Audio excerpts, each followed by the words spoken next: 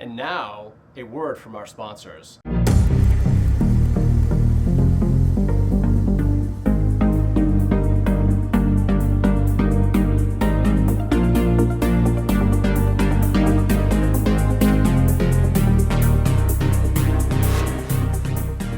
Hi, I'm Darren Miles of Darren Miles Photography, and I'm based here in beautiful, sunny Southwest Florida.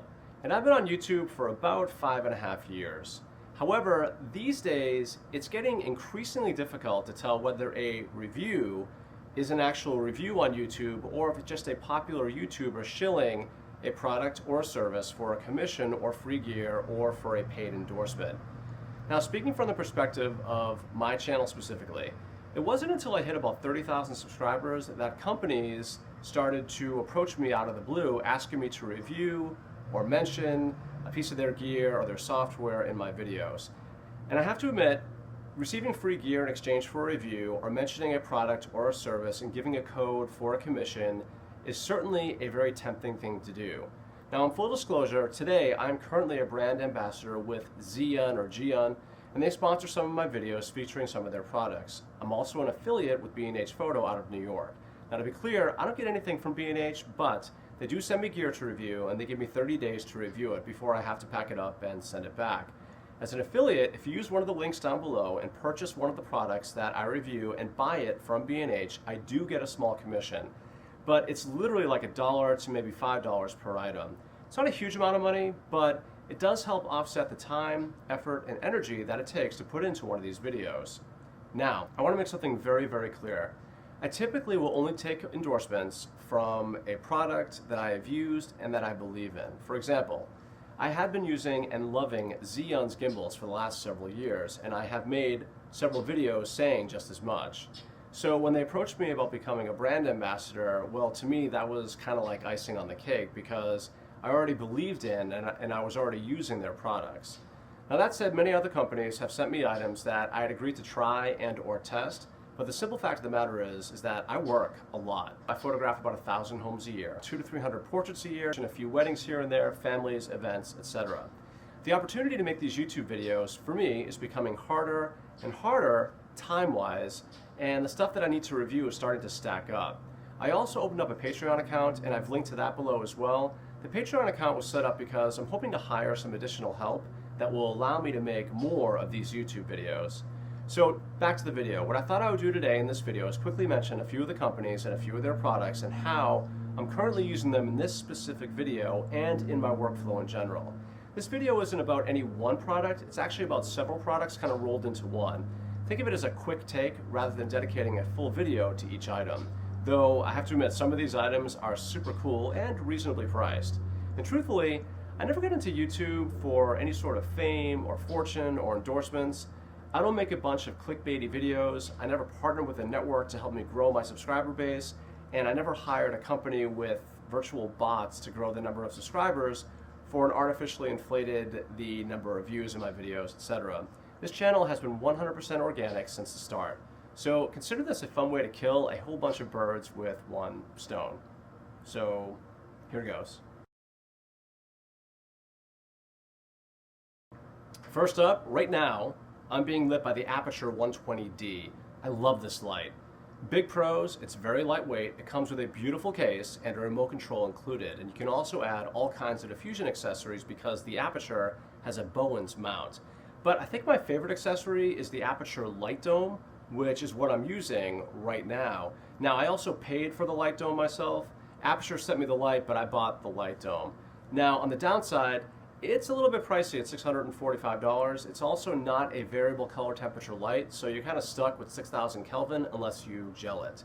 But just the same, this is still one of my favorite lights, and I use this thing to light most of my videos, and I just love it. So thank you, Aperture.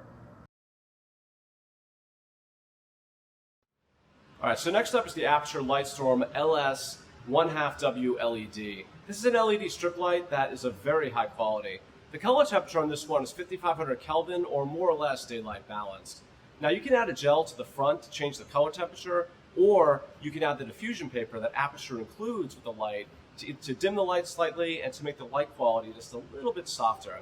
Now, what's so great about Aperture lights in general to me is that their build quality is just excellent, and they have amazing color accuracy. Now, I'll utilize this light either to light the subject or as a hair light. Now, in this particular video right now, if you look back behind me, we're utilizing it as a strip light. It's like a side/hair light that gives the video just a little bit more depth and a little bit more dimension. Overall, I think it's a great strip light, and I think it's a really good value for the money. Next is audio.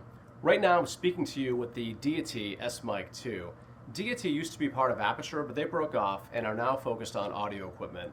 To me, this is a very high quality mic for a very reasonable price. It's built like a tank, and the sound quality is really impressive, at least to my ears. Now, if you're an audiophile, you'll likely notice subtle differences between this mic and higher quality, more expensive mics, but the rest of us won't likely notice the difference. And overall, at least to me, this is an excellent price to value relationship. Oh, and DT also includes a really nicely built case too. Check it out. It's nice. Now next up is the lens ball. Yes, the lens ball. Now stuff like this, I admit, is a bit of a novelty. It's sort of like sticking a prism in front of your lens, and you've seen these effects before. They're like all over Pinterest. But now you can actually buy the lens ball, and now to me, it gives you some really neat perspectives on your favorite scenes or your favorite landscapes. You can order the standard lens ball pocket sized or the lens ball pro. They are $24.95 and $34.95 US respectively, and they can give you some really cheap thrills in your photography work. Next up is Luminar by Skyloom. If you're a busy photography professional like me, you too might be a bit fed up with Lightroom and just how slow it is. And moreover, maybe you're a little bit frustrated because there really isn't a viable alternative out there with the same kind of functionality as Lightroom either. Now, I know there's Capture One, and I've tried it, and I've really wanted to like it, but in the end, it just didn't work for me. So along comes Luminar, the latest alternative to Lightroom, and I have to say it's a really neat piece of software. Image editing works much the same way as Lightroom, and I find the software, well, I find that it just runs so much more quickly. Now, if you're not all that comfortable running Luminar as a standalone, Skyloom has you covered there too, because you can run Luminar as a plugin. You can do a free trial, or you can buy the software for $69. But if you use the code Darren, you'll save yourself 10 bucks. I mean, give it a shot, because this thing is so much faster than Lightroom. The next piece of gear that I want to talk about is a piece of gear that I use all the time. It's also a piece of gear for which I do not receive any endorsements. I have no formal relationship whatsoever with Canon. But next up is the Canon C100 Mark II. So why on earth would I want to endorse a camera that's nearly 5 years old? Well, let me tell you why. With the notable exception of not having 4K, the C100 Mark II is an overall excellent video/cinema camera. It doesn't really excel in any one specific area, but rather it does just about everything really well. For example, unbelievable battery life, killer audio, C-Log, built-in ND filters, dual pixel autofocus, compatibility with the entire lineup of Canon lenses, both EF and EFS, etc. So yeah, the biggie is it doesn't shoot in 4K, but chances are pretty good you're watching this video right now on your 7-inch smartphone screen, and you know what? You can't tell. The last item from our sponsors in this video is from Spyder camera holsters. Are you a backpacker who likes to hike and travel light, and you really don't have any room inside your backpack to fit yet another camera? Well, with the Spyder backpack camera holster, now you can attach your mirrorless or smaller size DSLR to the outside of your backpack on one of the straps. Now, admittedly, this isn't the most innovative item, but it certainly makes carrying your camera on a long hike that much easier to do. So, there you have it. Items that I've been offered up by various companies that I've managed to work into my workflow. The links and the websites for each of these items is down below in the description. I'm Darren Miles with Darren Miles Photography, based here in beautiful, sunny Southwest Florida. And if you like videos like this, please be sure to give me a like, or better yet, subscribe. And until the next time, happy shooting.